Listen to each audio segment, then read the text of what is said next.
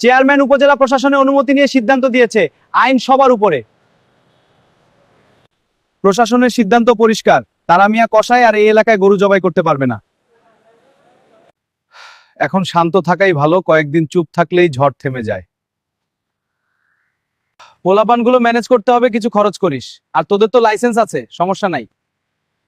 মাতবর সাহেব একটু খেয়াল টেয়াল রাখেন।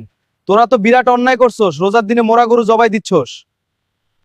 আমি তো এখন পলাতক, বাজারে ঢুকতেই ভয় লাগে। ভয় পাবেন না, কয়েকদিন চুপ থাকেন। মানুষ ভুলে যায়, খবর নতুন হলে গরম, পুরনো হলে ঠান্ডা। কিন্তু নিষেধাজ্ঞা, কাগজের কথা কাগজেই থাকে। আমরা বলবো তার মিয়া তো বাজারে না, টুপকার চরমুড়ে কাজ করছে। ঝামেলা হবে না তো? আমরা আছি না? এই টাকা রাখ, মাঝে মাঝে ভালো গোস্ত দিও। ঠিক আছে, দেব। সরাসরি টাকা নিলে সমস্যা, তাই আমরা বলবো বাজার উন্নয়ন ফান্ডের সাহায্য। আরেকটা উপায়, কিছু পরিবারকে ফ্রি মাংস দিবেন, তারা আপনার পক্ষ নিবে। কিন্তু মানুষ তো এখন সচেতন। সচেতন মানুষ কম, সুবিধাভোগী বেশি।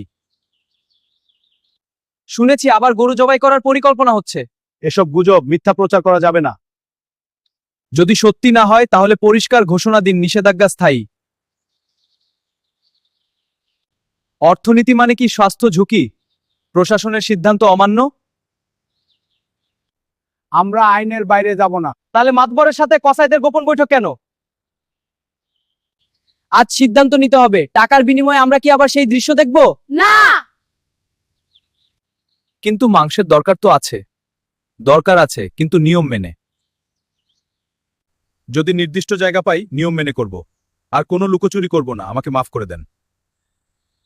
প্রশাসনের সাথে কথা বলে নির্দিষ্ট ব্যবস্থা করা হবে, গোপনে কিছু হবে না। গ্রাম টিকে থাকে সততায়, লোভে নয়। লোভের রাজনীতি নয়, স্বচ্ছ সিদ্ধান্ত, এই হোক শপথ। Thank you for watching.